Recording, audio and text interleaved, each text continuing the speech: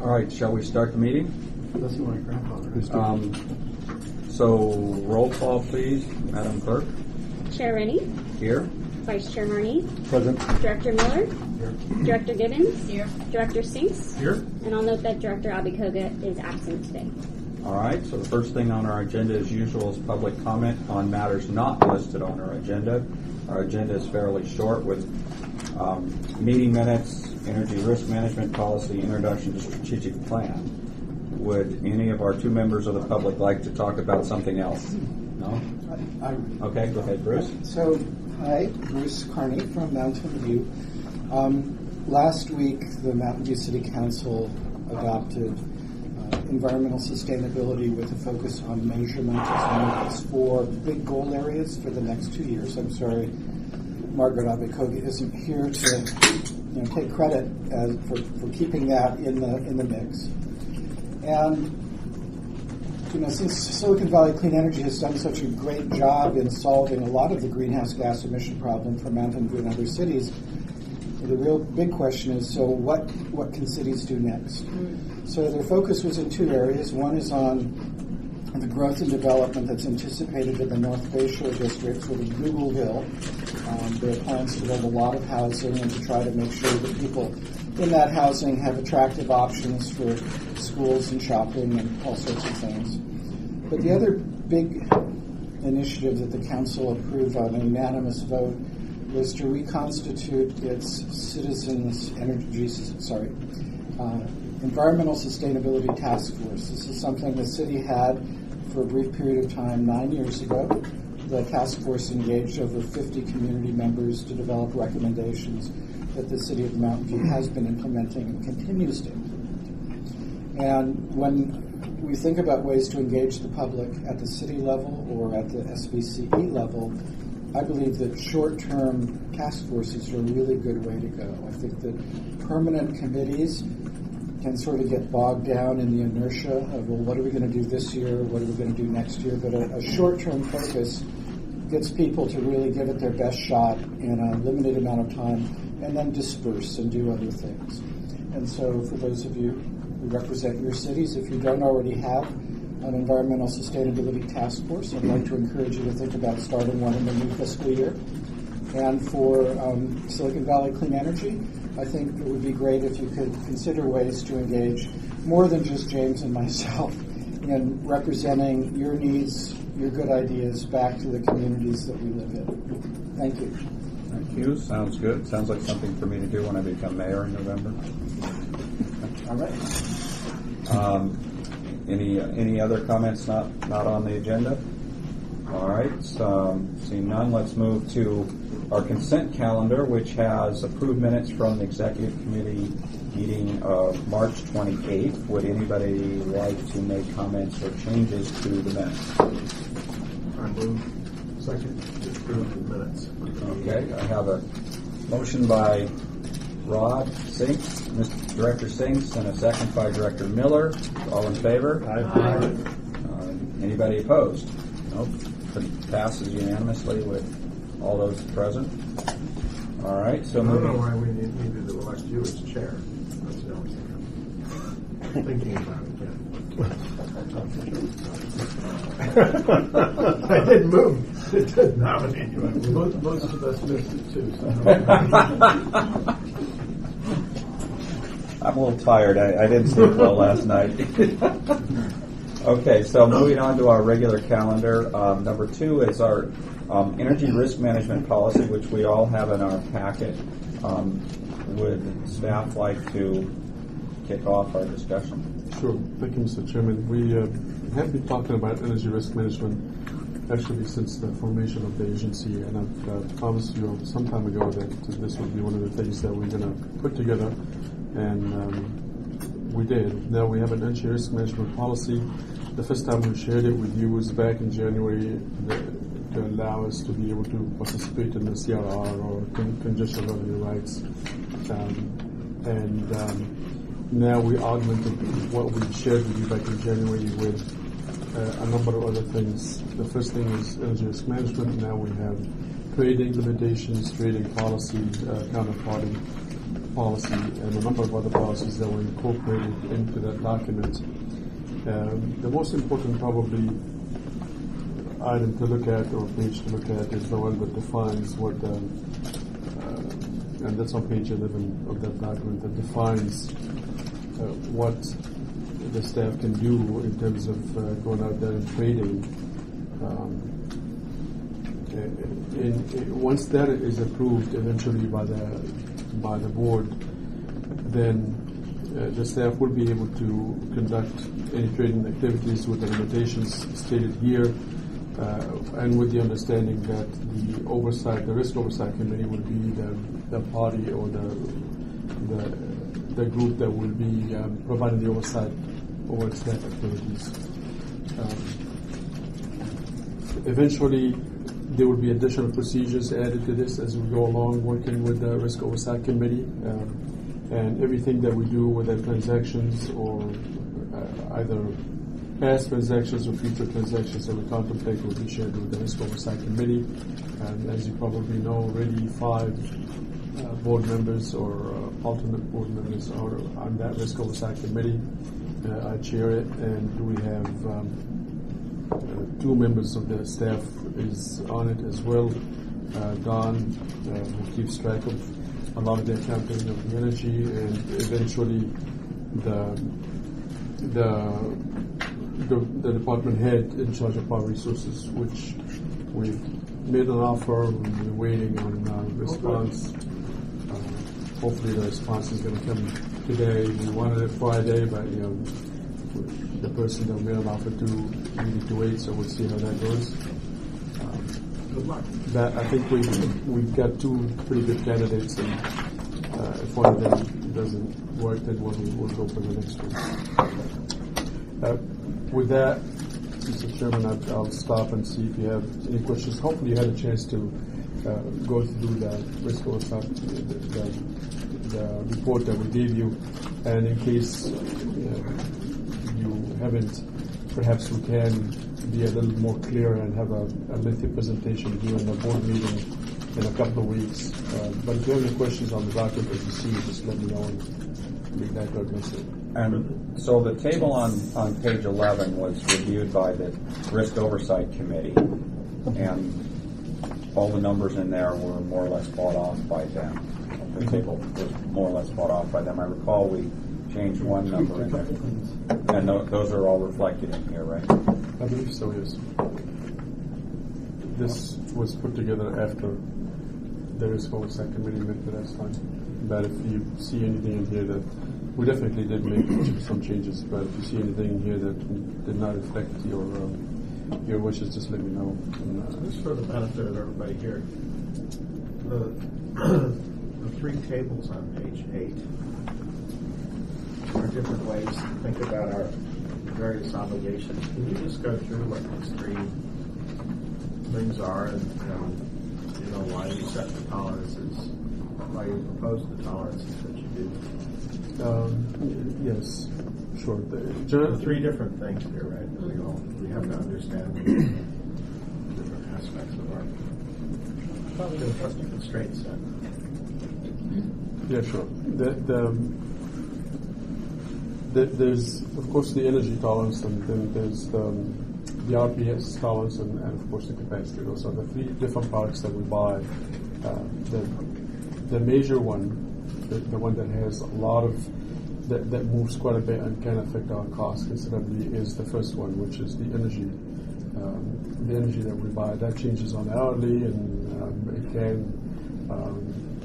it can affect our overall cost considerably. And so what This we is what always we're buying in kilowatt hours. Yes, this is what we buy in kilowatt hours. It's system. It doesn't have any stamps on it. It doesn't describe it as this type of RPS or that type of RPS. Just pure energy that we got and buy from the ISO. In the month ahead, we always want to make sure that we have sufficient resources to meet, or at least hedged 100% of our needs. Of course, because of deviations in the forecast, it is likely that you may see that the resources that we have are less or sometimes even more than what the actual would be. So we create this tolerance that basically say if the supply that we have meets this much of of our demand, then we should be fine. If we are operating out of that side of that tolerance, then we have a net open position that has to be taken care of. So you will see that always when you look the prompt month, as in from today until the end of the month, or the prompt quarter between now and the end of the quarter, or the balance of the year, then the prompt calendar year, and the second year and third year, and so on, you will see that the tolerances open up a little bit and become. It doesn't take you to 100%. You always want to be at the 100% when you're looking at the prompt calendar year, all the way from prompt day and month to prompt calendar year. You always want to have the upper end at the 100 to 105%, and the lower end should be around the 85 to 90%. I prefer it to be 90% to be fair with you. Then as you go into the second and the third and the fourth year, then you start saying, well, I don't really need to lock everything immediately, because if you do lock prices in the second and third and fourth year, you are paying premium, you are paying hedge prices for those marketers out there, because anytime they look in the future, they always have to add a little bit more to account for the possibility that the price could go haywire. You pay premium like insurance for some certainty. Exactly. And the supplier gives that not only at a price, buy it not only at a price. Exactly. And the supplier sells to the marketer sells to us, and anytime you look more out in the future, you just both the supplier and the marketer jack up their premium, because they figure, well, I gotta have a little bit of insurance to make sure that I can adjust to the changes in natural gas prices, which is really pretty much the driver behind what the prices. And if we have over 100%, we then have traders that can go sell it, so it's not wasted energy that we've bought. And those traders, here we only talk about monthly, but they're trading also, if they like, hourly. So if we're at 105% of next month, would we go sell now, or would we wait until the day of to sell extra energy? If you, for example, let's say we look into the next quarter, and we realize, given what the load forecast is, and we look in the next quarter, and it looks like we're going to be 5% or 10% surplus. You have two options to deal with that. You can either sell it in the forward market, basically find somebody who's short, who's looking for to buy some of that, or hold on to it and you're going to sell it. Either way, you're going to sell it. Yeah. You're just going to sell it into the ISO market at whatever the ISO market price is. Let me give an example. In the first 3 weeks now of operation, we've saw that in April, what we bought, what we hedged in the market was long relative to our low.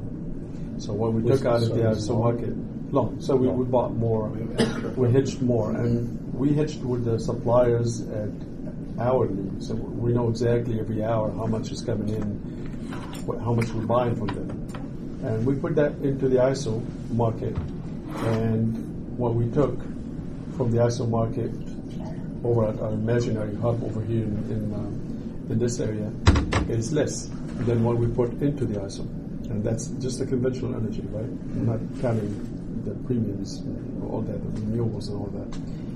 So for the first 3 weeks now, we actually made money, because what we put into the ISO, we sold, and on the top of that, lucky us so far, the price that the imaginary hub that we sold to is higher than the price at the imaginary hub that we bought from here locally. So a combination of the two, one, we put in more than what we actually used, and the price over there is higher than the price here. I don't know how this week looks like, but I know in the first 3 weeks of operation, we're up about $2 million. Bonuses for all the directors. It's already. Since we are recording. That is. We're not using anybody's on the. Don was directed to put all that money in Belize now. So I think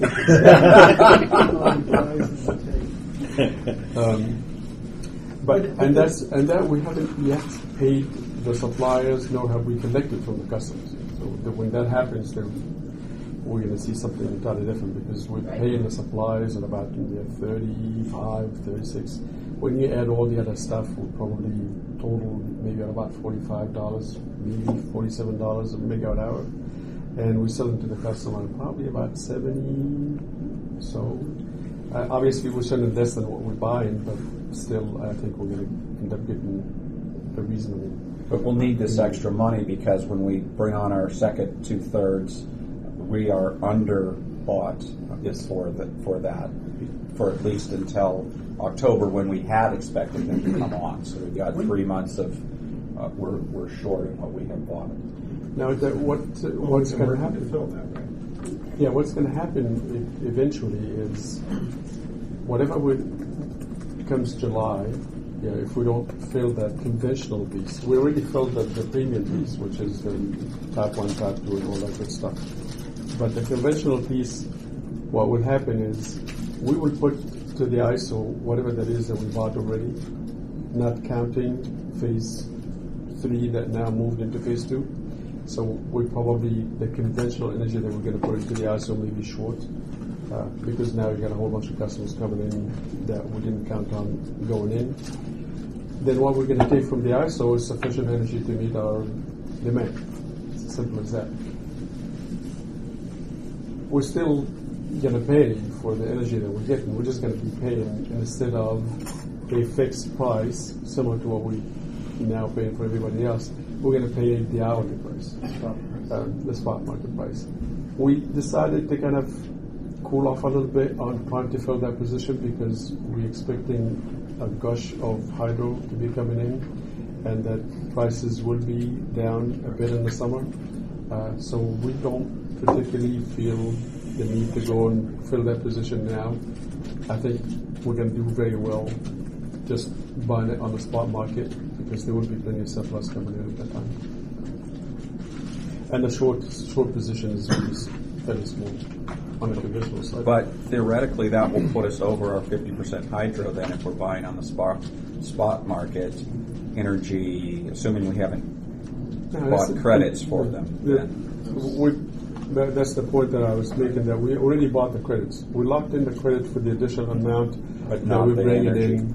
They'll bring it in July. We already locked that. We went out and told the suppliers we need this much hydro and this additional PCC1 and so on, and we kind of locked those resources already. So all the credits, with the understanding that now we moved phase 3 into phase 2, all the credits are already locked in. With the exception, of course, that you know very well, is the type 2 that we're still chasing after. We still have a short position that we just actually went out and mailed something today to, I counted how many suppliers? 25 suppliers to see if we can fill that position. So Did we get any more type 2 since we last talked? we did. We actually got some 60 gigawatt hours. Somebody just came out of nowhere and said, "Hey, I got this floating 60 megawatt hours. You want it?" And it was a little more expensive than what I would have hoped for, but we just $7.50? locked it in. Well, it's down to the 6.5. So we went ahead and locked that. But that still leaves us with a short position. So now we're going to go out. Keep chipping away at it.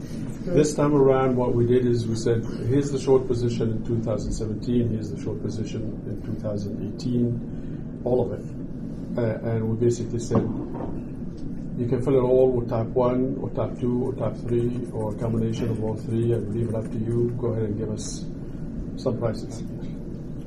So what happens if we bought 105% credits of what we need, or demand drops because of cold weather, or whatever? What happens to those extra credits we've bought? Nothing. You just get some extra credits. What happens if our demand goes over and we have to go buy energy on the spot market? We just scramble. If we want to buy additional credits, then we basically probably around December will have a reasonable idea about what kind of a short position we have on the credits. We can buy and sell them too, right? We could sell them And as credits well. are on a yearly basis, so Yes. if on a couple days we're short, we may be over on some other days and they may cancel out. Yeah, generally, I mean, you can buy, theoretically, you can buy and sell conventional. Really, practically, you're going to end up buying. Selling, it's going to be just selling it to the ISO. That's pretty much what you're going to do. So if you end up with a long position, it gets put into the ISO and you end up taking your credits and they pay you whatever they pay everybody else. That's on the conventional. The credits, for the renewable, it's a different story. Not often that you're going to have somebody saying, yeah, I'll take your, whatever, 10 gigawatt hours that you have left over around December 15th, that you find yourself, oh, I'm going to be long on credits and now I have 15 days to dump it. You're not going to find too many takers. You're just going to have to eat it and try to forecast a little But bit there are better people next who year. are buying credits later and later in the year. And so if we knew we had a lot of extra, it seems like we could sell them. But because they have to come from someplace and people are buying them. That's why I said theoretically we can, but generally those folks who find themselves short, they don't have us on their supplier list. They have probably a whole bunch of other They're people. not on They're their, already we're not working. on their radar. Yeah. I should go buy a credit for everybody for Christmas.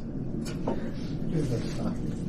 It got to be cheap in December. So the third table there talks about capacitance, and we're required to be at 100%, but Yes. then you say our obligation is 115 of peak load. Does that mean that we're at 100% of that 115% peak load? Yeah, with 100% of the required. So with 100% of 115. We always have to show that. And this year is a little bit of anomaly because we're going into the middle of the year. But generally, we now need to be looking around September time frame. We need to be looking for locking in a good portion of that capacity requirements for the entire 2018. Right now, we're just scrambling around trying to lock in enough to get us through 2017. And we're spending too much time on it, not me personally, but the guys at PEA are spending quite a bit of time, putting enough hours to get that done. But for next year, it's going to be a little bit different, the approach we're going to take. And peak load is peak load forecasted for any given day or Month. any given month? Any given month. So you just find the highest peak of the month and you use that based on historical figures and you add 15% to it and that becomes the capacity requirements that you need. So on a given day, if we are at we go 110% of the peak forecast, we're still okay because we're below this 115%? No, Or do we have to go buy some more or get some more on that particular day because we're over the peak?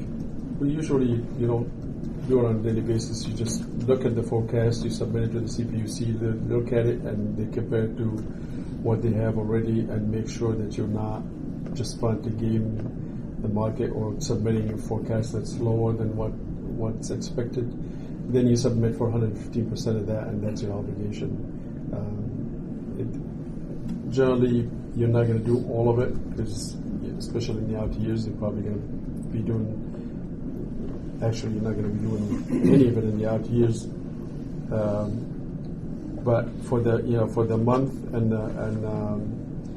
the second month of the plant quarter, all of it you'd have to be 100%. You can, if you want to, have a balance of 75% for the balance of the year. Then you can just go in and adjust it before the month to make sure that you're always at 100%.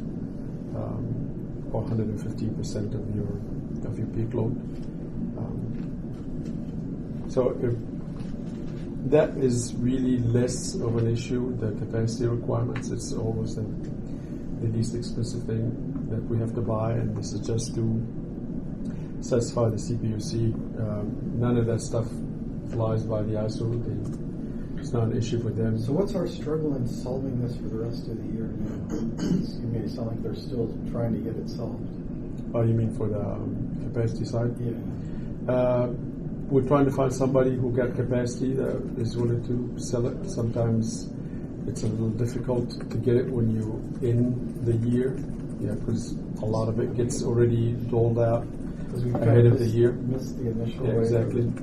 The same thing is going on with the CRR, for example. For those of you who are on the risk oversight committee, we put all of our requirements in a specific tie or number of ties. All of them turned out to be already taken, so we got almost nothing of what we asked for, because all of them were already taken at the time when the allocation or when the nominations were being put together back in September of last year. Obviously, we didn't do anything back then because we were not in operation. So on the second time around, we asked for a whole bunch of stuff, and we got immediately next to zilch of it. So now we have to do a second nomination, a second try. We'll see how that goes. It just going in the middle of the year does have a little bit of ebbs and flows, but all that's going to be obviously different for 2018. And did combining our October and our July starts exacerbate the problem? Slightly, but the October piece was really the smallest, even though it had 45% of all of our residents. So by accounts, it's the largest number of accounts, but it's 40% of 45% of 30%. So really, it was not maybe a great total of about 15% of the total load. Well, that's good to know, because I was wondering, I was second guessing us, because we had that long, lengthy discussion of what it would mean to move them forward. Yeah. So what you're saying is a lot of this stuff, the market for a lot of this gets transacted in September prior to start of the following year. Exactly. Yeah, especially for the capacity requirement for the CRRs, a number of things.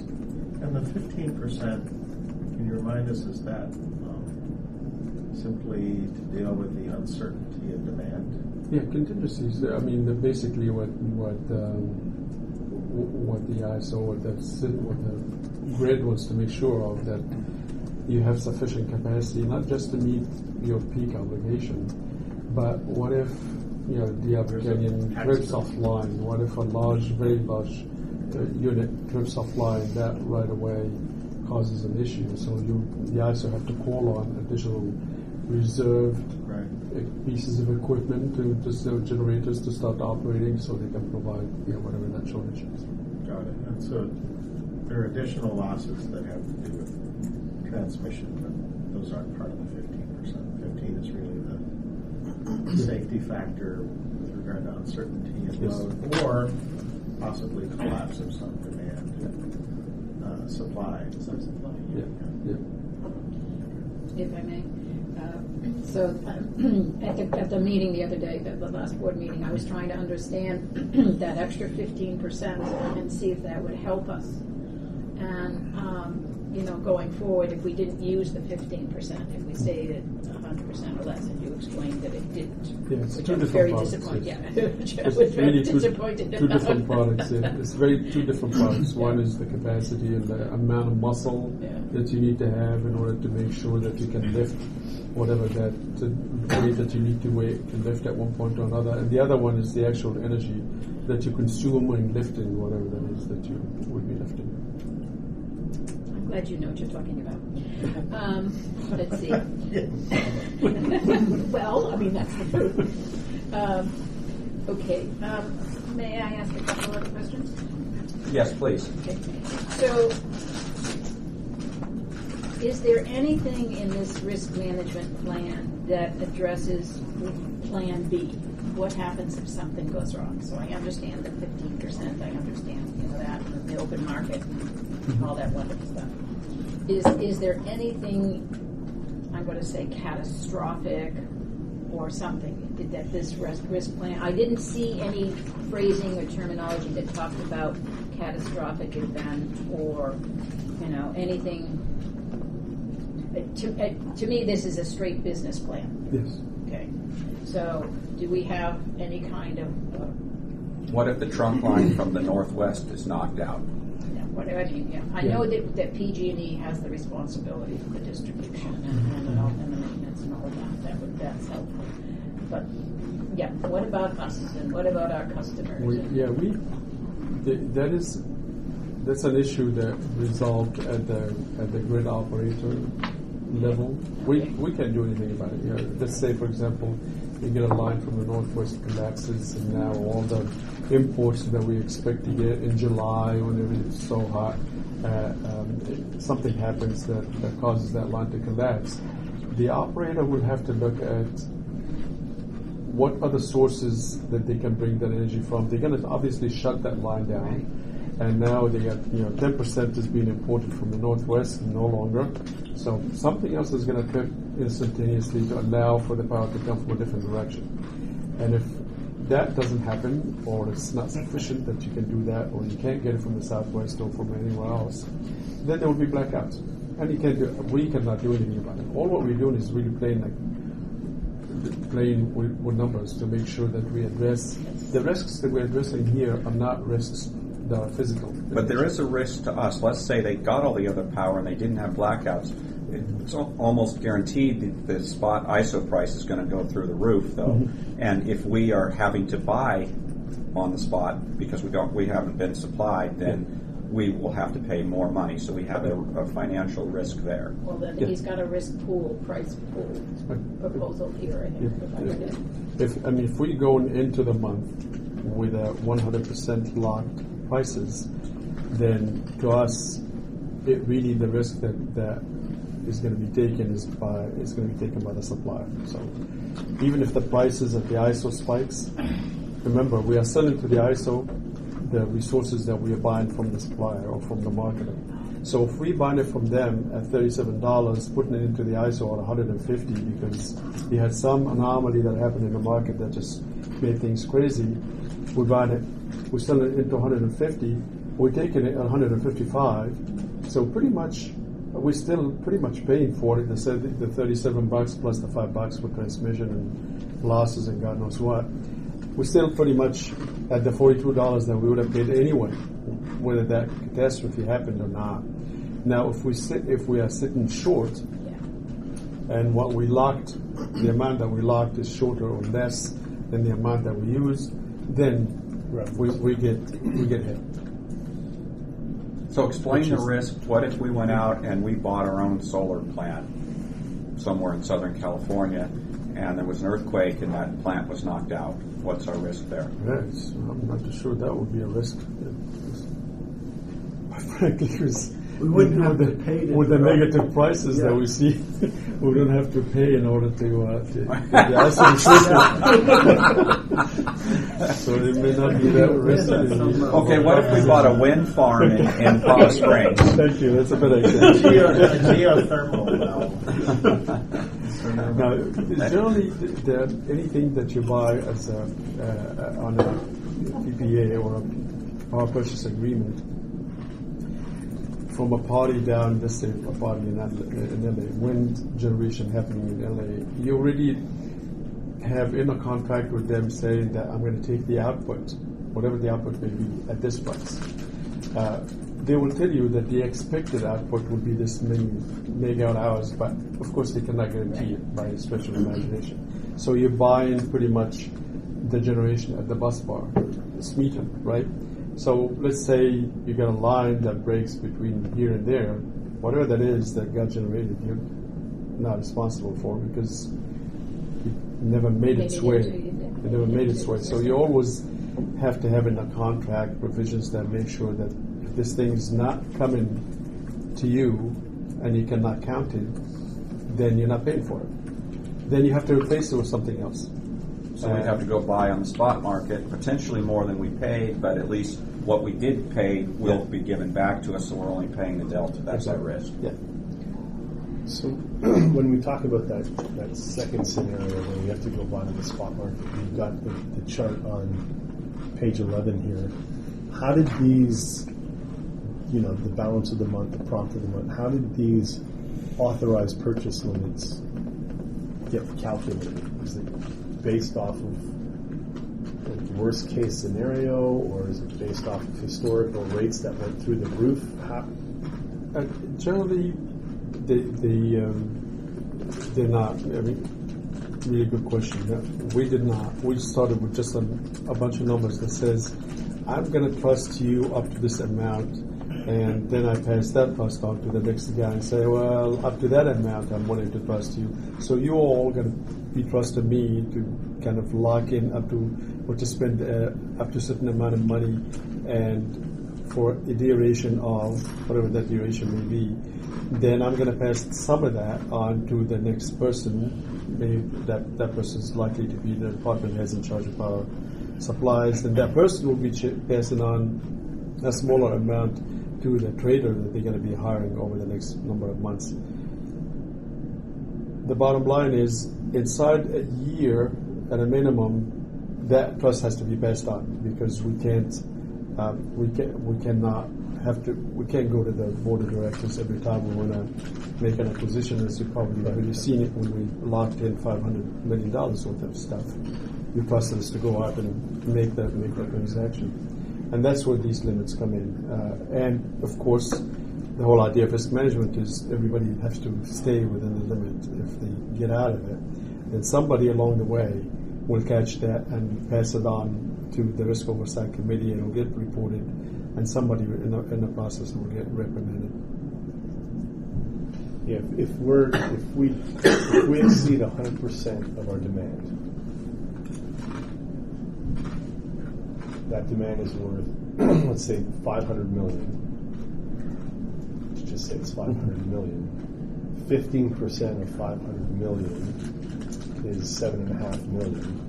And so what I was trying to figure out is, does that line up with the purchase limit? Right? If we're missing that 15% that we need, do you have enough purchasing authority in this table to go out and do that without us bogging down or going into a special meeting during summertime when everybody's gone, or in blackout periods, or that's where I'm going with Yes. this. Yeah, we definitely made sure that your decisions are not going to be required for what we know is going to be normal day-to-day or month-to-month, or balance of the quarter, balance of the year.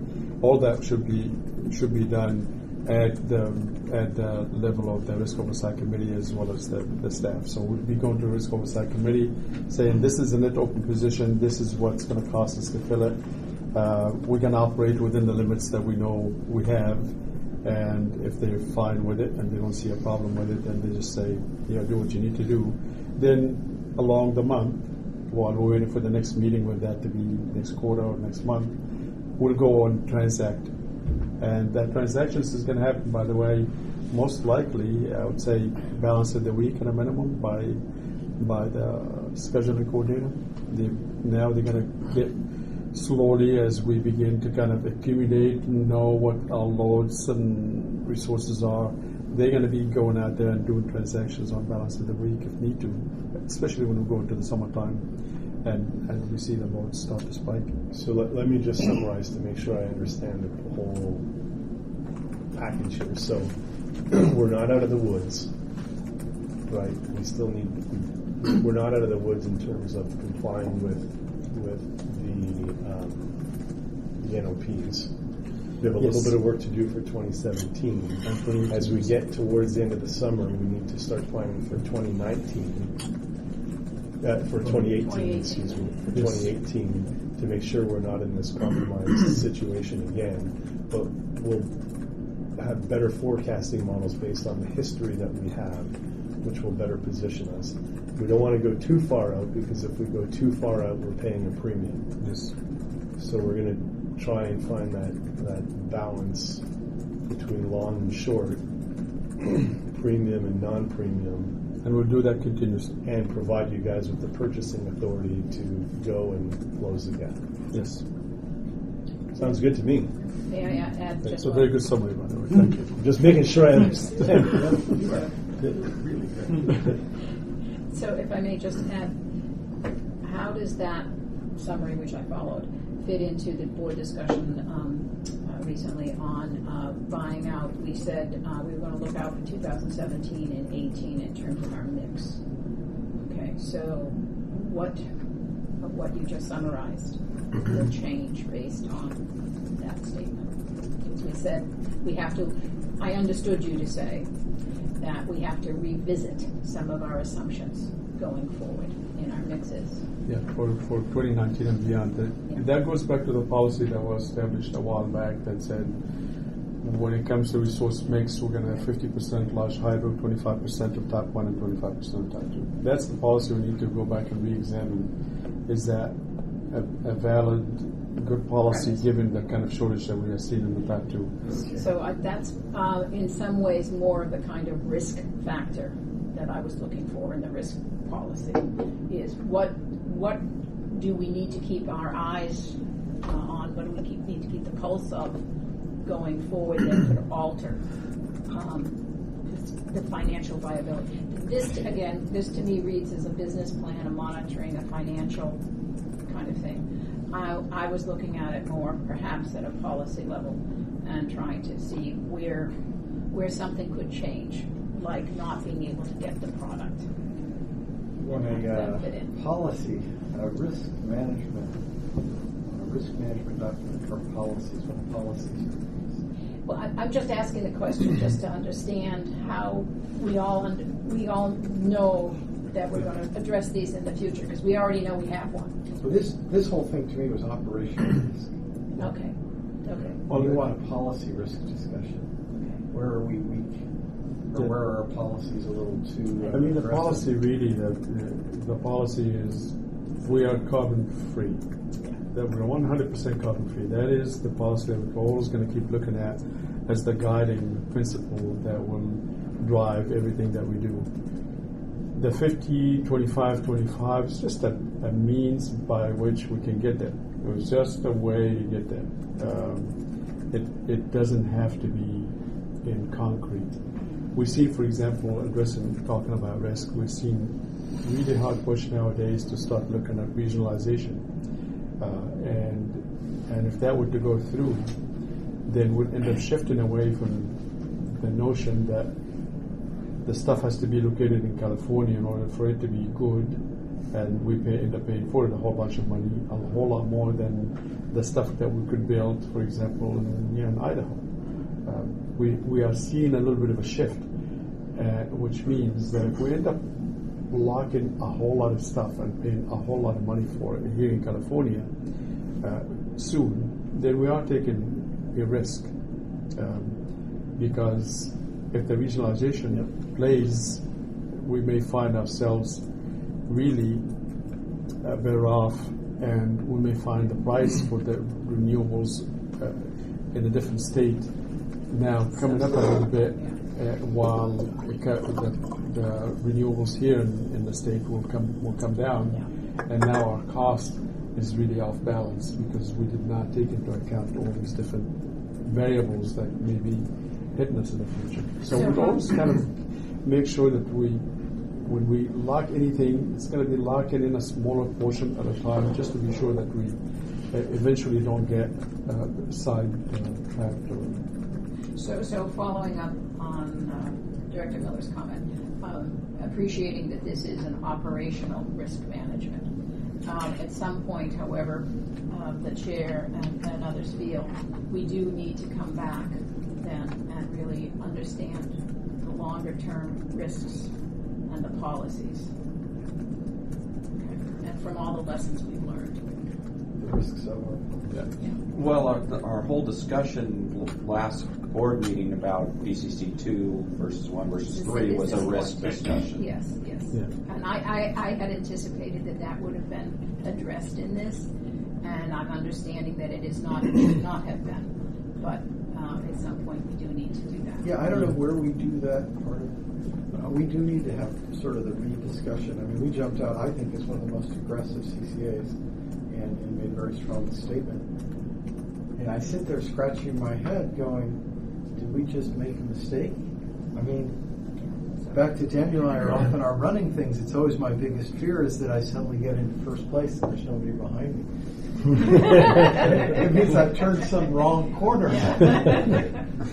So I do worry about some of our policy decisions. 100% greenhouse gas free is in my heart. It seems very logical, but why are not the other organizations following? There's some risk that we've taken on That we may not realize. that we're not 100% clear of. And then the 50% renewable, You know, that's probably, it's the same sort of thing. That was a risk, and the tool we gave Tom was, you know, give us this much 1, 2, Right. and no 3, and then we came back, it's going to be a problem. Well, the other direct variable is price, right? We've decided not to be that much below PG&E. All the ones that didn't go 100% carbon-free came in 5% or something below. So that's They made their mark. that's where we made up the difference. Yeah. I don't think we're, this is ongoing, so. Yeah, the direction we gave in that was less than PG&E, and somehow it settled out to 1%. And there's this whole financial element. We had 3 years to pay things back. We're going to pay it back in a year. So there's a whole reorganization has there- worked, so, yeah, but there's a whole set of parameters, decisions that we made initially. That might be- I'm wondering when we sit back down and sort of Reassess. reassess or recodify our commitment to that particular set of parameters. At some point in the agenda where staff says that their workload, if I may say, I mean, it fits with, we've gotten through July, I'm sure. There may be a few other milestones of getting fully staffed up, and when these things occur, it would be prudent to say to the board, even now, we will be coming back at some time in the second or third, fourth quarter, whatever it is, to give you the lessons learned and questions that should be revisited. If we wanted to change for 2018, we have to do it before September, because we got to let everything down. And Now, remember we're going we- to have to do it in 2018 because there's all these other changes going on around us Right. for 2019. Well, so that's a perfect outline for the staff to address. Okay. Remember, we're trying to lock in and deal with the issue of the type 2 and the type 3 and all that stuff. We're doing everything for both 2017 and 2018. That's the action that you took. Yes. And said, go ahead and fix Figure these it 2 out, yeah, years. right. Then 2019 we'll have to come back and talk about it. So between now and 2019, a whole lot earlier than 2019, obviously, I would suggest that probably closer to the end of this year. Now that we have a little bit of a few months behind us and have some idea about how the market is working, Might I offer a little different on the timing, that staff can certainly start at that time. It would be most prudent to have your policy discussion starting in January, because if there's any board changes by various council, good point. hit them, Next start us year in they should January. Good point. Next So year. build your timeline so it ends that way. Yeah. So proceed with that. And it would be more of like a board retreat. Yes. Maybe if we still have new people coming in, then yeah, we have an extra couple of hours. I can't help but think that the market is reacting to us a little bit or trying to play us a little bit. After we decided, okay, we're not going to buy all your expensive PCC1, we're willing to go buy PCC3, PCC2 appeared all of a sudden, right? You know, I think there's a little bit of a Well, if you chicken don't- game going on if here. you can't walk away from a transaction, I mean, if we haven't empowered alternatives, then it becomes hard to negotiate. Exactly. If folks that want to sell us energy, right, know that we, That's why board we of directors is required. It doesn't matter which way Yeah. the fleet is Next going as long as you say it. Never lock yourself into anything. Yeah, especially we if you don't have want to to. build our box too tight because Yeah. others will take advantage of it. Well done. And I'll just have you know that I've just got a call yesterday, a very interesting one, to be fairly honest, from somebody who got a type 1 solar down in Southern California, I guess, with all the negative pricing. They just freaked out and willing to let go of it for a couple of years until 2020 for a price that's even lower than the conventional energy. And believe it or not, when we look at it carefully and consider the negative pricing that it comes with, we find that roughly the price that they're offering have almost $17 worth of a premium because of all the negative pricing that's coming in. The negative pricing are coming in April, May, March, definitely March, and also in the wintertime. The prices for solar are coming down considerably in spring, the winter, and somewhat in the fall as well. To the point where even at $30 a bus bar, it's an expensive proposition relative to their. They didn't think you had the capability of analyzing that. No, but the part that's bad about all that is it makes building solar almost economically not viable in this state, and I don't think some people are realizing that. Well, I think the ones that are coming to us now with these short-term stuff, they already have that resource in place. They already have a contract with PG&E or Southern California Edison that they put together a few years back for a whole lot more than what they're willing to sell for now. But they figure, well, anything they get now is just gravy. It's just an extra money, and they need to move it. So if they can sell anything for the short term cheap, they're willing to do it. And as soon as we get to that strike price, that makes it a good option. I'm jumping on it like a hotcake. Yeah, brilliant. I still think we just need to buy 2 reservoirs, one above the other. Storage is going to be. Yeah, storage. If you had a storage facility and you could buy all this stuff up cheap, yeah. I'm told that there is some pump storage down at the. San Luis Reservoir, O'Neill Forebay is one of the ones, but it's very small relative to the water capacity that they have. There's actually several of them up and down the state. Just Google hydro storage, and you'll see them all over the place. But I think they were there for a more operational kind of, we could move water if we needed to, not legitimate like, this primary intent of this reservoir complex. Why else would you want to move water up from the forebay to the? It's the storage. During the day when the energy is cheap, you use it to pump the water up. Okay. Why would you fill that reservoir? Run it You at got night. your water from Northern California, you run it through the aqueduct, you pump it to the forebay, then you pump it to San Luis for storage for long term. So you didn't have to be able to move a lot of water, you just had to be able to run a pump for 4 months in the year when there's excess water from the mountains. So let me move this along a little bit. I want to take comments from the public if there's any interest. Go ahead, Bruce. So I wanted to talk about 2 things that have come up. One was the question you asked about: are we, we're out here running ahead of everyone else with 100% greenhouse gas free, and nobody else is doing that. Why is that? And my impression, and I've talked to the advocates for almost all of the other community choice programs. Silicon Valley is looking at this differently because we are the hub of several global industries. People here uniquely take a global perspective. And if you say, what is the global problem? It's not about building solar in Santa Clara County. It's about reducing greenhouse gases around the world. And you all have decided to try to do that and to be an example and a leader. Came to my Earth Day speech. And honestly, that's not what's driving most of the other community choice agencies. What's driving them? What's driving them is a general environmental sense that local is better than remote, which is certainly true about some things, but not about everything. And out of that, in many of the counties that started this, don't have the robust economy that Silicon Valley does.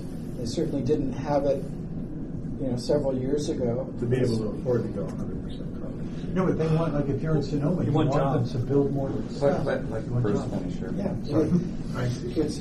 It's driven by jobs, it's driven by local pride, it's driven by what's in it for the communities who invested in it. I mean, when Sean Marshall came down 3 years ago and talked to the Cities Association, the part of the talk that I saw the eyes light up was, hey, and there'll be money that flows out of this entity and they can come back to the cities for programs, energy efficiency, retrofits, etc. That's really attractive, and that is, setting aside even some of the other issues like, when labor unions get involved, what are they going to ask for? They're going to ask for local construction jobs. Anyway, so you haven't seen that here because Silicon Valley is in fact different than the other communities. And I can tell you that down in Los Angeles, this is looking much more like a union, traditional politics-driven job engine program. And so you're not going to be seeing... I think San Jose's is going to look like that. Yeah. So, lucky you. Hopefully, over time, other people will say, they're really successful, they're doing more, let's follow them. The other thing I wanted to mention was this notion that at the end of the year there might be excess renewable energy credits that Silicon Valley Clean Energy can't really do anything useful with. Propose two things that could be done with those. So one of the things Carbon-Free Silicon Valley has been advocating for is that cities set greenhouse gas emission budgets and measure every year. And in years when the cities don't meet their targets, they should buy unbundled RECs to meet their targets. So here's potentially a source of either free or cheap unbundled RECs. The free path would be if they were just sort of distributed out to all the communities based on their load. So Monte Sereno doesn't get very much, Sunnyvale gets a lot. But perhaps there's economic value to be had here, so maybe the proper way, since some cities may not care if they have unbundled RECs from SVCE, is to do an auction. So we have this many, and submit your bids, and we'll dole it out based on the bids at the end of the year. And I guess in every year there will be some degree of excess, right? Because we'll never want to not have enough. So that means there will always be excess at the end of the year. If there's not enough, they'll be out buying more for us in December. Yeah. James, did you have anything you want to add? No, thank you. Liz, you had something? I just had one final comment, and if I've misread it. It says reporting, and it's internal reporting. Is there anything in here that I missed that talks about if something goes awry, how it gets reported back to the risk management group and then to the executive committee and or board? Which page are we looking at? I was looking at page 13, reporting. I was just trying to make sure it got brought all the way back up to the board if the board if something went awry.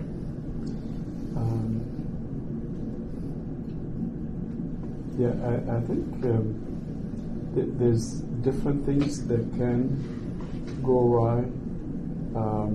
They eventually all will be going to the Risk Oversight Committee. Then the Risk Oversight Committee will and can bring it to the board if they find that is large enough of an issue that needs to be brought up to be moved to the board. I'm just asking the question because I do think the Risk Oversight Board has a clear function, but Yes. the board needs The to board be needs to, enforced. of course. So I would just ask to take a look and see if there's something that could be a little bit clearer. in that Definitely. area. Depends on the level, and Yeah. I mean the Yeah. problem, of course, and the reason we have risk oversight committee is so we don't You just So want- you you can just want release to have information. Keep in mind that this is the policy.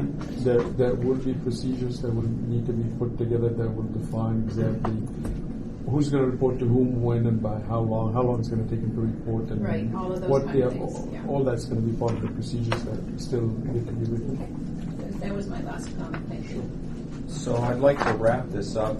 Director Harney can't stay too much longer. We want to get to some of the next item. So if that's okay with everybody, we'll close this item and then move on to our strategic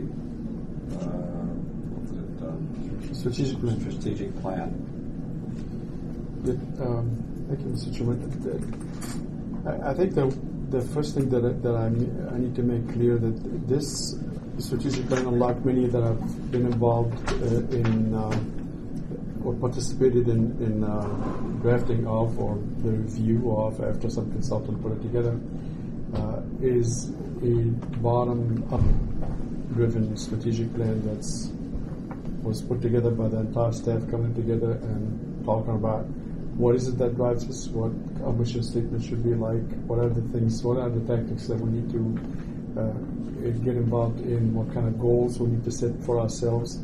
The one thing that you're going to find very clear in this strategic plan is that it's not just a bunch of words that you can't figure out how you're going to get there, or you read it and you say, well, what is it exactly that you are asking me to do, and how are you going to measure that? Everything here, especially with the goals, clearly with the tactics, are functions and goals and objectives that are measurable, they are defined, they are achievable. There's accountability that the staff here is saying we're going to hold ourselves accountable to deliver, and this strategic plan will drive the budget. So when we put the budget together, if the things that we put in the budget don't really work very well with this strategic plan, then we have to change whatever that is that we put in the budget, go back and fix it. Eventually, everything that we do is defined or guided by a bunch of strategies, eventually leading to achieving a bunch of goals, and these goals is to achieve our mission statement. And the mission here is really to reduce greenhouse gas, zero carbon, decarbonize, however you want to word it, at the least cost while ensuring system reliability or grid reliability. So we don't want to be contributing to worsening the reliability of the grid, but we do want to maximize the amount of greenhouse gas reduction, not just associated with the generation of energy or generation of electricity, but the greenhouse gas that's associated with the burning of all the fossil fuels, whether that to be natural gas or gasoline. So we want to push for electric cars, we want to push for electrification, we want to do with some of the money that we'll be able to have above, after we spend or cost everything that we're going to be spending money on. We want to spend some of that money on doing programs that will help reduce greenhouse gas in our neighborhoods to the best extent we can. I can go through this if you want me to, but I thought that you probably had a chance to read it, and if you have any questions on it. I have a question on one of the goals. Yes. Most of the goals seemed really logical, right? They were very much about the organization, finance, and I like the idea that best place to work was number one. I mean, things like that. There's some statements on it. Number 4 was the one that threw me off. Work with community to achieve greenhouse reduction of 30% from the baseline. And the reason that one kind of struck me as odd, it was sort of just the whole mission of this organization is about providing electricity. And is really the goal for greenhouse reduction, or is really a goal of us, most of the tactics around us, getting adoption of what we're already doing?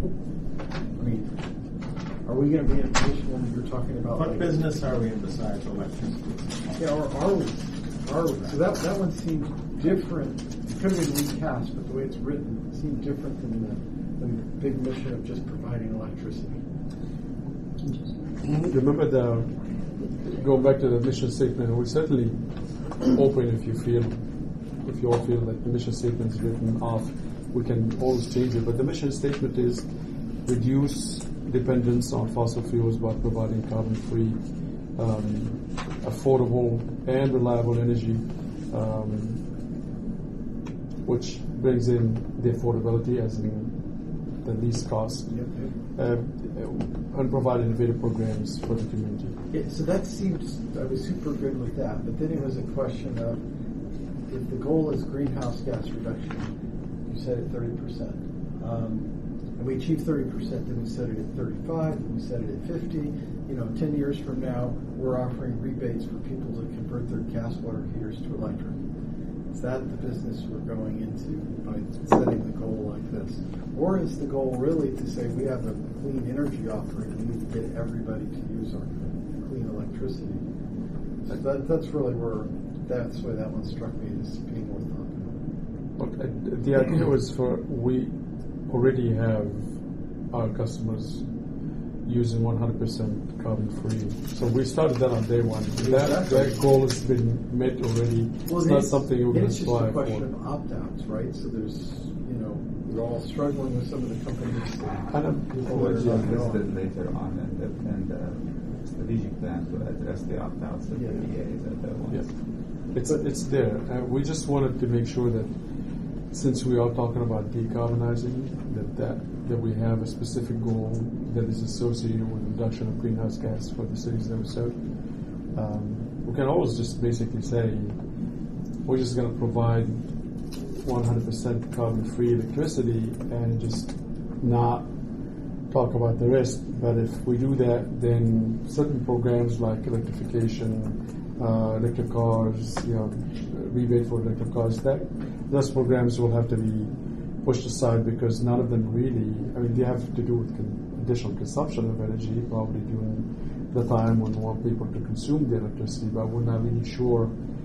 But that's not the purpose that we're doing this. We're doing that because we want to take out as many of the gasoline driven cars as we can out of the market, or at least out of our neighborhoods. Yeah, I just interpret our mission as providing the electricity as cleanly as possible and getting everybody to use it. And this one was independent of electricity. This goal, 30% could be in the electricity space, but as soon as you say this is 60%, then we're doing a whole bunch of other stuff beyond electricity and worry about being beyond the scope of who we are. I know I got these carbon free guys right behind you. They're scowling over your shoulders, so it's okay. I can feel the heat. I can see the heat in the back of my head. Yeah, and it's not that I don't agree with that whole thing. I worry about the charter of the organization. Why do we exist in the eyes of the state of California? It has to be providing electricity. I just remember we also talking about 30%. So one of the things that we think goals need to be written to do is they need to be achievable, not completely way off, where you really have to struggle and spend massive amount of money to try to I reach think something that you 30% cannot. should be very achievable in the electricity space. Mm-hmm. But my fear, and maybe I shouldn't be jumping ahead, was once we achieve 30, does the board set it at 50? And then I'm like, 50 can't be achieved in the electricity space unless we get sort of energy mode shift. And are we When going to you be say advocates for electricity that? space, we are 100% in electricity space. Yeah, but this is the overall carbon reduction. And electricity is about a third of your carbon, 33, 25, whatever it is. This is all within the realm of really close on just the electricity parameter. But if this was 50%, we clearly would have to address converting a bunch of non-electrical uses to electrical transportation. I mean, okay, so I sit on the Bay Area Air Quality Management District. We last week adopted a plan for carbon reduction, greenhouse gas reduction. We are here based on all the policies we are pursuing so far. Now we are committed to getting on this line, which happens to coincide with what the state wants to do. Only challenge for us is we're growing a lot. That's a big deal. It's like, well, things the air district does that don't sound exactly like clean air really go to greenhouse gas reduction. We just gave away, committed $13 million to electrify transportation, right? And so I think there's a legitimate question about, okay, the state has rebate programs, the air district has programs. What role ought we play in this? And it's a fair question. We debate these things like carbon taxes and cap and trade at the state level, and then what can supplement that at the local level. And it's sort of a tricky discussion. You don't want to interrupt the state program. The CARB has recently given us some direction that says, yeah, here's some reasonable steps you could take locally that fit in with our overall puzzle picture. But it's like, yeah, it's not straightforward, and you have to be thoughtful. And so I think the conventional things that what PG&E has done really are on the conservation side, right? It's subsidies for light bulbs that I buy at Home Depot, and those kinds of things. But it's not unthinkable, right, that our demand for electricity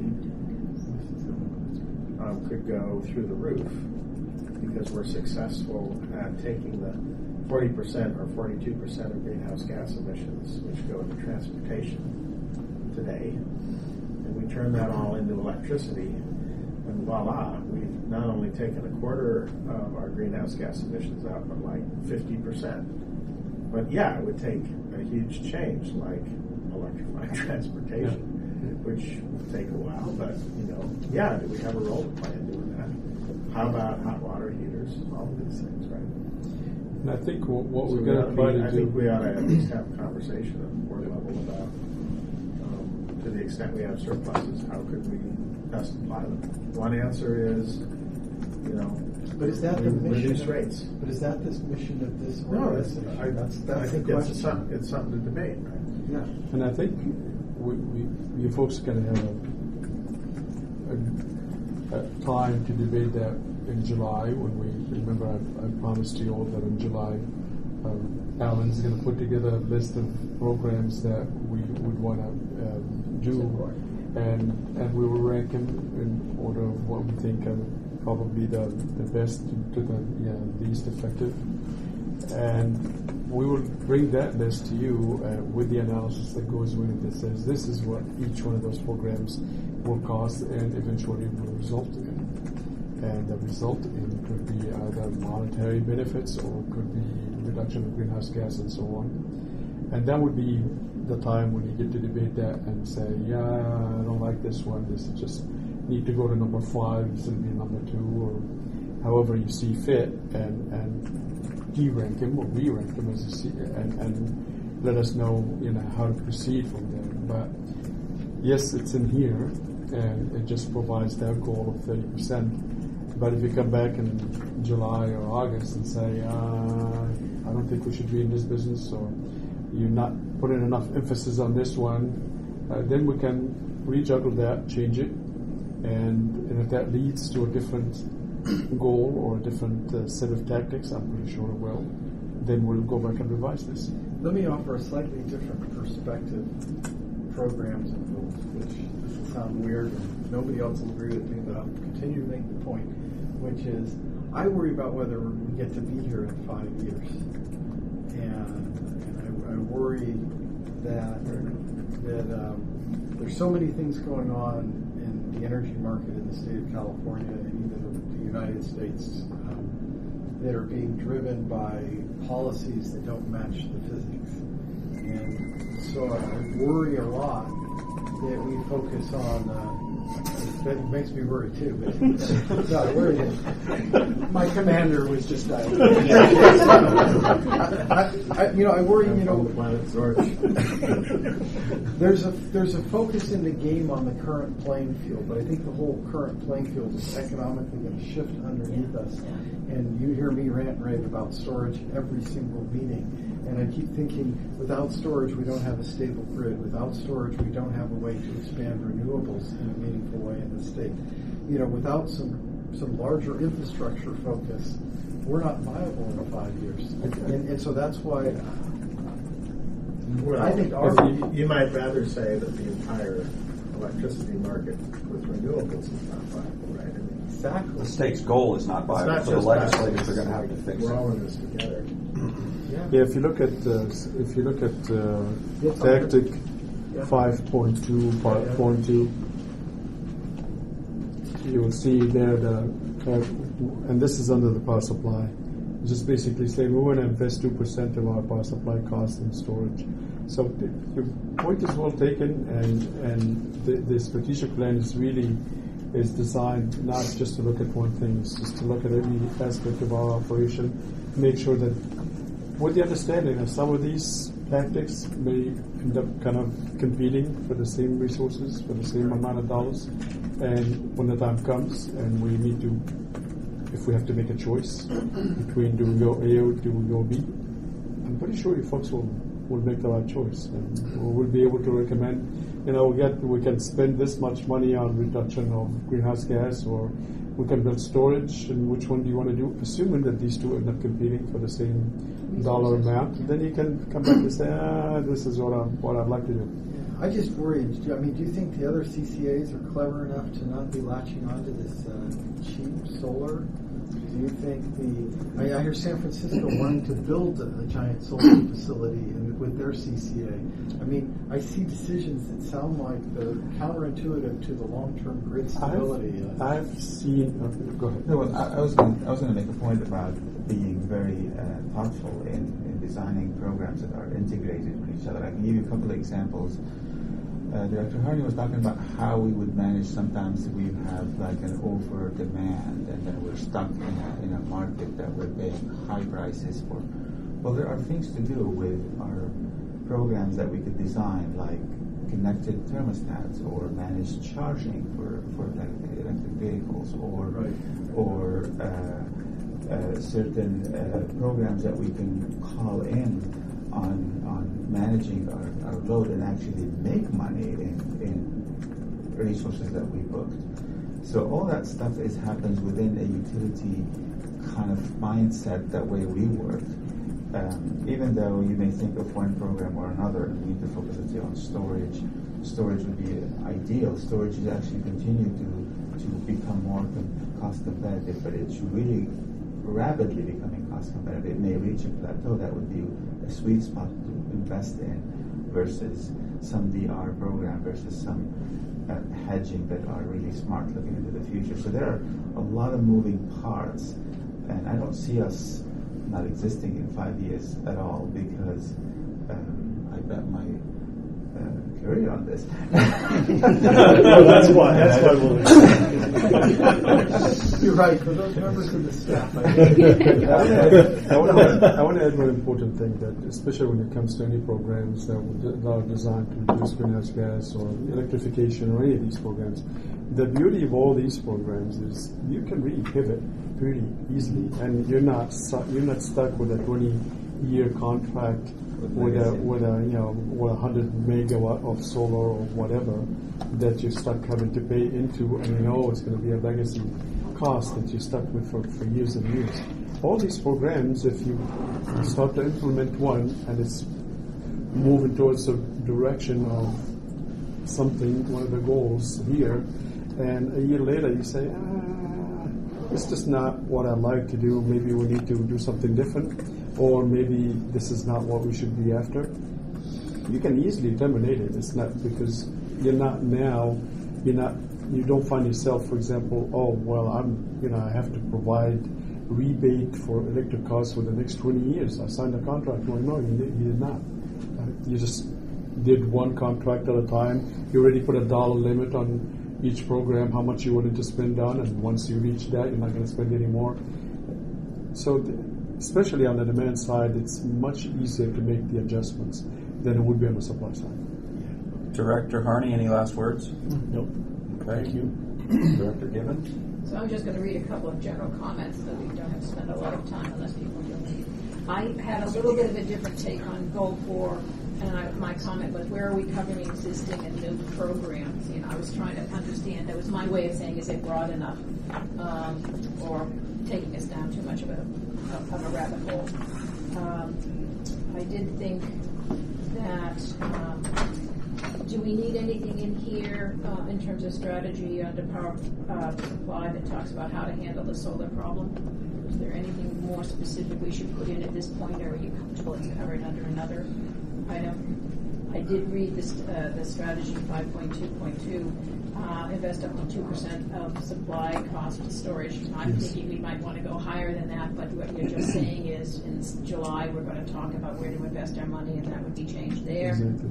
I think that part of it's implicit in these goals, how to deal with the solar problem, that I'm calling for diversity of not just supplier, but diversity of technology. So I'm kind of saying here that don't just expect us to go after the least cost, and if that happened to be solar, which is the case nowadays, that doesn't mean that's where we're going, because we're going to be diversifying. So we're going to be going after wind, geothermal, and some solar, and storage to go with it.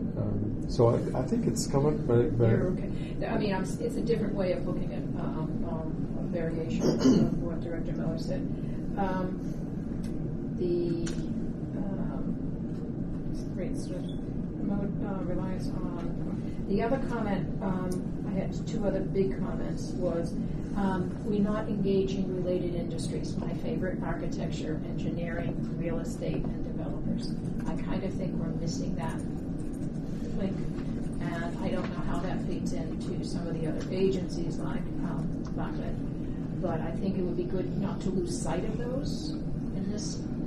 And that's actually planned in the happens to be planned in engaging the community with. I'd like to see I a think little she more was specific. talking more about developers, engaging developers. Right, really. Well, and I think you definitely have a good point. I know that I've done that in the past, and it is incredibly eye-opening to talk to developers about some of their needs, because you would think that those guys, at least for me, when I start talking to them, it was with the impression that, it's going to be tough to talk to these people because they just don't want to do anything to do with conservation or energy efficiency or any of that thing.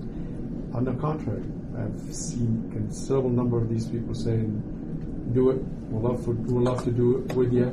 We just need to talk to the cities to make sure that they reduce some of the red tape that they hit us with every time we try to do anything that is out of the ordinary. So, I mean, those are things where, particularly with the board you have, is a Yes. very viable relationship that I think could be leveraged. That's what Saratoga, we I agree. don't do any development. So, you know, I think there should be something in there about specifically engaging these related. There's a lot. I mean, the new Facebook buildings that are still to Yes. be coming. The new, I know the Google building. I think is in San Mateo, but there's a lot happening here. A lot of housing that is huge. So I really think we should be able. I would like to see my community be really supportive of engaging what Silicon Valley Clean Energy is bringing to the new construction market and the town. So I'm missing that. We'll definitely look at it and make sure that we have something. But I in mean, sort of to Howard's point once again, right? Our core mission is like electricity, and so we have to be. To the extent we're doing other stuff, I mean, you could get into building standards, and you can get into insulation, and we're repainting this and that and the other thing. We got to be thoughtful about right where our mission is. I'm not talking about any of that because I agree with you. That's state law, and that's another thing. I'm looking at engaging them to see if they do want to put in storage systems in their buildings, if they do want to do other kinds of localized Things that production. interact would be great. Yes. Oh, Yeah. okay. Yeah. Yeah, I Yeah, can I'm tell not- you not- that doing, especially that kind of work, when the building is being built or when the house is being built, it is considerably cheaper to go in at that time and do what's necessary to make it a zero energy or half energy building. A lot cheaper to do it that way, and if we're going to be providing some of that incentive, then And it's we best to go Yes. one day. And the timing of it is really important. Yes. I could go on, but that was my big thing. And is there anything in here that we want to talk about expanding our area? I mean, like engaging Milpitas, for example. So just so everybody knows, I and Tom will be in Milpitas on May 2nd. You stole my idea. It was sort of Rod's idea. We attacked the Milpitas guy at a VCA. Because of you. Well, the three of us approached him. So I attacked you Doesn't first. matter. It doesn't matter. It doesn't matter. It shows the brilliance of the group that we're all thinking the same way. So that's great. Thank you very much. Yeah, So, we'll do that. but Milpitas was logical because they're within the county. Yes. But I haven't heard the word Fremont come up, for example. Well, aren't they part of East Bay? Fremont is part of East But Bay. these guys aren't doing anything. Oh, they are. Are they really going to move forward? They didn't put the joint action agency. As a matter of fact, they asked me to sit on an interviewing panel for the CEO. Okay, I'm more optimistic than I thought. They're moving along. Okay, Still all the good So, people. so congratulations to everybody for thinking. I just didn't see a strategy that reflected that kind of mindset. And is there anything in here that we need to have a strategy for working with PG&E in terms of their distribution, maintenance, and billing? Is there any, a strategy about cooperation? Just a question.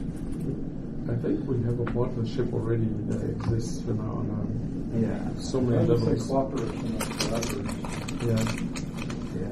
If you think of infrastructure, that could be another level that we would work with them on the customer side. Yeah. All right, so those are my kind of big picture things. Rod, Director 6. Goal number 9. I would still like to see us explicitly put together as you say, for example, that we're going to have a cross-CCA marketing and partnership function. I would like to see directors from the agencies across CCA get together and talk about strategic goals for legislative advocacy. That's what we're working on. So they ain't here. You talk about strategic lobbying to foster regulatory environment, blah, blah, Yeah, blah. we put something in there. Yeah, there's one that's actually Leverage the creating. voices of community leaders. That's a little vague. Okay, so I would like 9.3.1. us. Okay. 9.3.1 is to initiate the executive committee, which I already started that. We would be on that. Yeah, those are, That's- you're the head He's of talking marketing. about the right? elected So- officials. Yeah. I think you're asking for Yes. creating Exactly. and I know it was here, so I thought I now read you're it too. forcing me to go back and read it. I complained about something you already did. I didn't. No, see you it. never That's how see fast it. they are. So this one here, we create that committee, and then we've already actually initiated some kind of an across CCAs. I would like to say, marketing leverage board campaign. members, Mhm. go to CCA with an advocacy to say we want a body of electeds that are Well, it says use strategic overseeing lobbying. what the CCA is, Cal CCA is doing. It just says use strategic lobbying to foster a regulatory and legislative environment that supports the existence and greenhouse mitigation. I think that kind of covers it, and then leverage the voices of Doesn't community cover it at leaders. all. Yeah, and I think I know what you're asking for, Rod, and I'll make sure that I go back and plug it in here. I thought it was here at one point or another. All right. I know what you're talking about. Okay. I know what you're asking for. Let's go to public forum. Bruce. Third swing at it today. So I got to scoot back after all my comments. No, actually, I want to pick up on your comment about the fourth goal. So a more traditional way to essentially get at the same thing would be to have sales growth targets. That ultimately the way you grow sales is by encouraging electric vehicle adoption and other things that are fuel switching, to some degree bringing those opt-out customers back in the fold, but frankly it looks like there are going to be so few of them that you can't get much mileage from that activity compared to what could happen with fuel switching and EV promotion. So perhaps that would, satisfy your issue. On the other hand, I do think that if you ask the question, why does this agency exist? The proper answer is not to provide clean electricity to Silicon Valley. The proper answer is to facilitate the city's mandated goals to reduce their greenhouse gas emissions. So to the extent that this agency can help its 12, perhaps 13 future members get that job done, I think that absolutely is within the purview of this organization, but maybe not in 2017 and 2018. It takes a while to get good at the basic task before spreading out to the other tasks. I was very encouraged to hear from Steve Schmidt, who's the alternate director from Los Altos Hills, about a meeting that he attended with the sustainability folks from all of the different communities. And they did a wonderful job in putting together a sort of a short list of what they think the city should be focusing on. And they did an even better job of having a fairly long list of things that the cities will not be focusing on. That was called by Tom. But Tom I heard about it through Steve. Yeah. So giving him the props for that. Sure. With focus on particularly EV charging stations that can use energy during the day when vehicles are parked on campuses.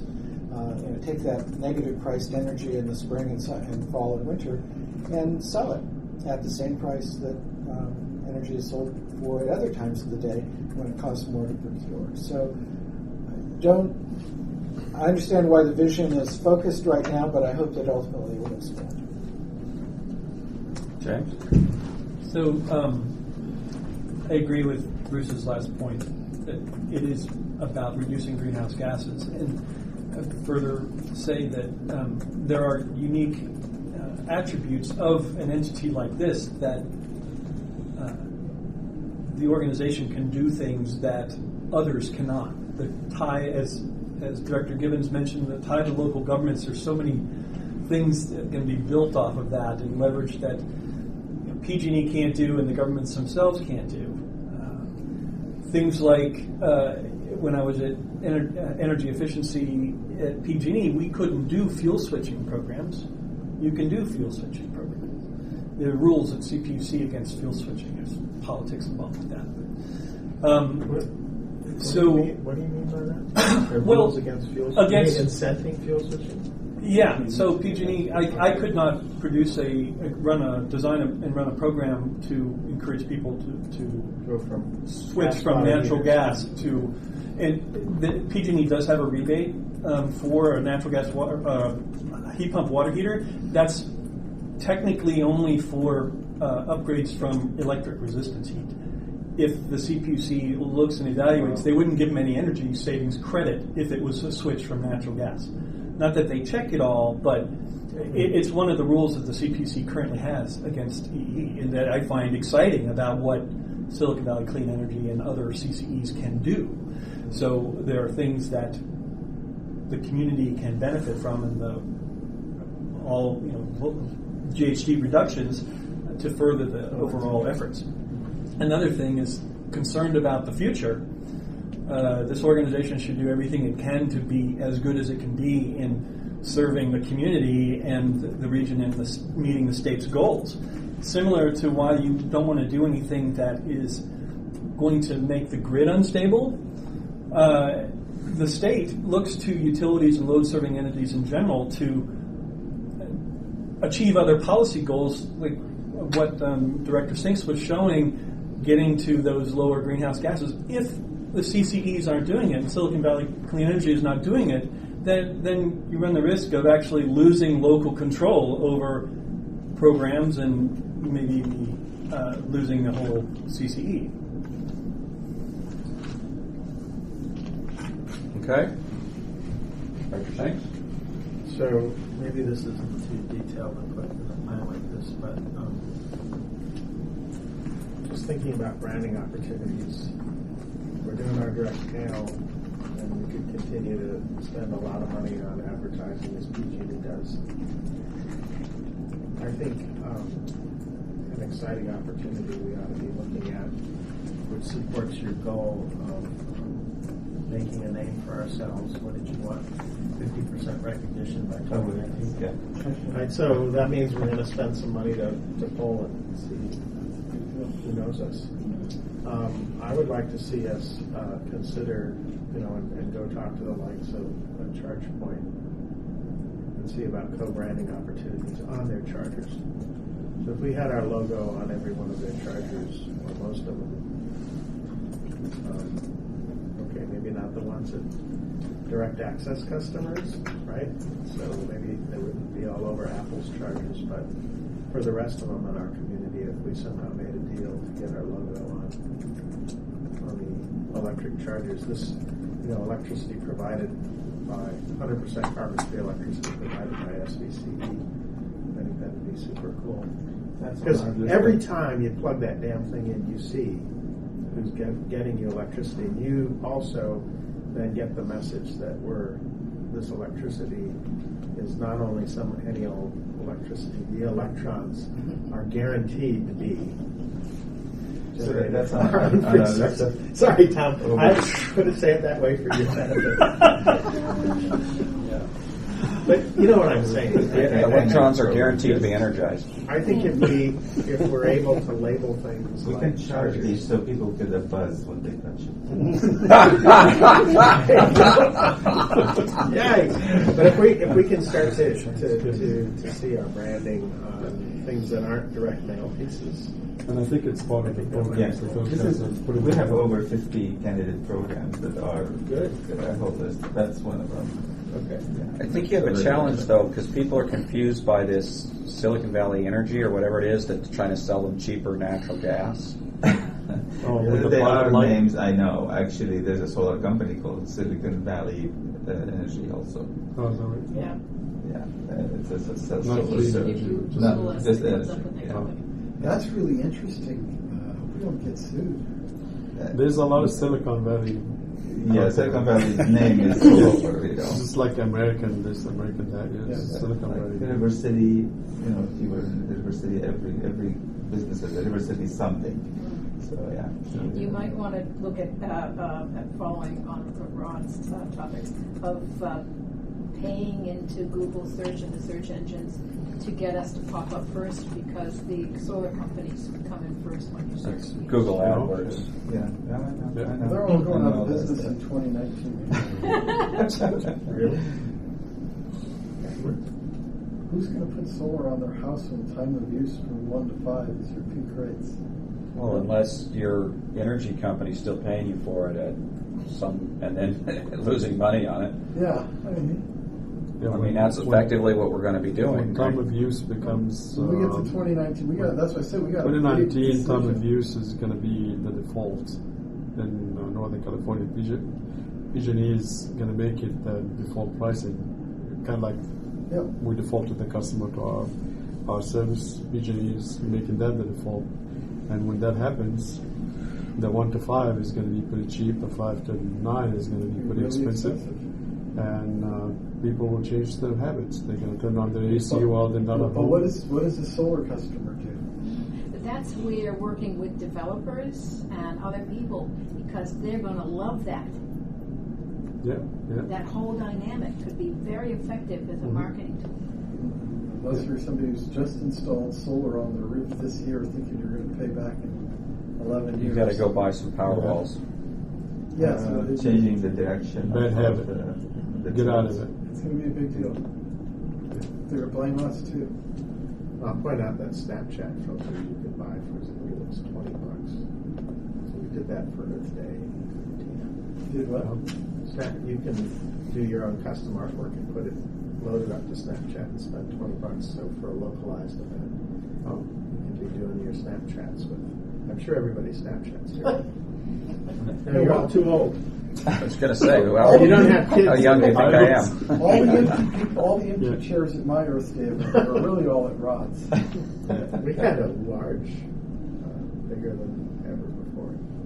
So it sounds like we're winding down on this item. We'd love to close the meeting. I quickly. gotta say, I'm really impressed with this overall. Thank you. I mean, it obviously is the result of a lot of thought across your departments. And Yeah, actually, everybody on the staff sat around this table Yeah. at least on 4 different sessions and it's- hammered all kind of information. we can give you feedback, but honestly, I'm impressed. Quite impressed with this. The one comment that I just make sure to leave you with is, eventually when it comes to the board, it's going to look a little different. We're trying to actually beautify it a little bit. Yeah. So we're taking the best out of some of the examples that people have put out there that looks pretty nice and glossy, but at the same time have not very specific goals. Yeah. We've taken the glossy stuff and we're going to toss some non-specific goals and replace it with something more solid and understandable. It's a really good first strike at this. Close it out, Rod? Yes. Just real briefly, just FYI, PCE's goals, they have a few different goals. What's here covers all the various topic areas covered by them, plus some, and PCE's don't have any specifics to them. We already know we're way better than All right, so with that, we'll close the meeting. We'll close the meeting. We'll close the meeting. We'll close the meeting. We'll close the meeting. We'll